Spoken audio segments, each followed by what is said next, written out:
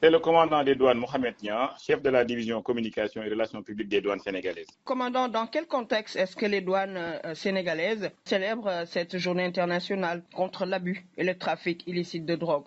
Bonjour Mme Diarra, je vous salue tout d'abord, vous et l'ensemble de vos auditeurs. Comme vous le savez, la journée mondiale contre la drogue est célébrée le 26 juin de chaque année. Et à travers cette célébration, l'Assemblée générale des Nations unies cherche à renforcer l'action et naturellement la coopération au niveau national, régional et international pour un monde affranchi de l'abus de toutes les drogues, que ce soit l'héroïne, morphine ou la cocaïne. Alors, le contexte, c'est également toutes ces saisies de drogue qui ont été effectuées par les douanes sénégalaises depuis le début de l'année. Peut-on avoir une idée globale sur toutes ces saisies? Parallèlement à sa mission fiscale et économique, l'administration des douanes est investie d'une mission de sécurisation du territoire et de protection des populations. Dans le cadre de cette mission toujours, une mission sécuritaire, notamment la lutte contre la drogue, au titre de l'année 2024, c'est-à-dire de janvier à date, les unités douanières ont mis la main sur 2717 kg de cocaïne pour une contre-valeur en francs CFA de plus de 224 milliards de francs CFA.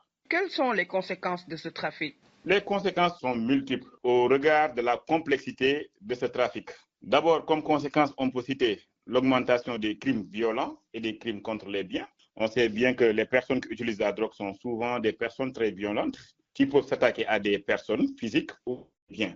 On peut aussi également citer les nombreux décès, des décès en surdose, on en a connu dans ce pays. La drogue fait perdre le goût du travail et toute nation, tout peuple qui aspire au développement a besoin d'une population bien portante pour porter son économie. On sait bien aussi que la drogue ruine la santé physique et mentale. Et bref, la drogue peut déstabiliser toute une économie. Justement, en parlant d'économie, quels sont les impacts économiques de ce trafic? Au Sahel, plusieurs rapports ont indiqué que le commerce illicite de drogue est intimement lié au blanchiment de capitaux.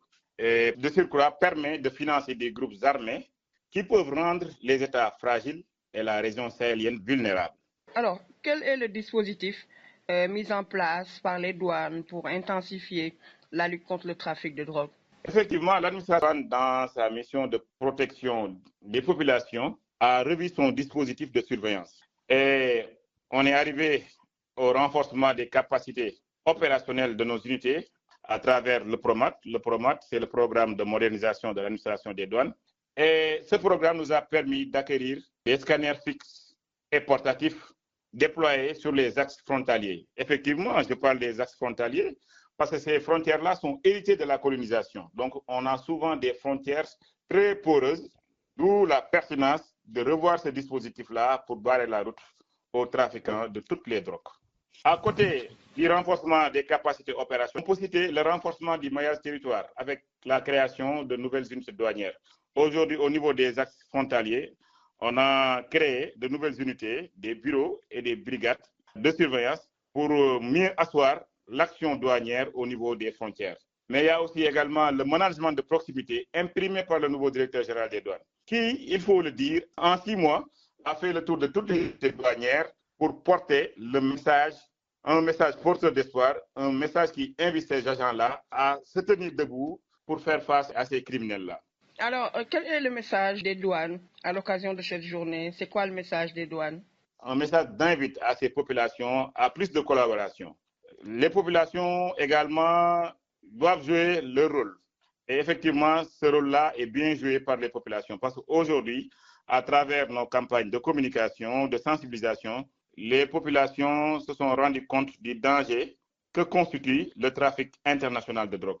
Mais il faut aussi la collaboration des acteurs impliqués dans la lutte contre le trafic international de drogue. Parmi ces acteurs, je peux citer la police, la gendarmerie et les forces armées. Donc, l'administration des douanes réaffirme sa détermination à faire face aux crimes organisés, notamment le trafic international de drogue, et en appelle à la mobilisation de tous les acteurs. Ces acteurs sont étatiques et non étatiques pour barrer enfin la route aux organisations criminelles. Merci beaucoup, commandant. Merci beaucoup, Mme Diarra. C'est le commandant des douanes, Mohamed Niang, chef de la division communication et relations publiques des douanes sénégalaises.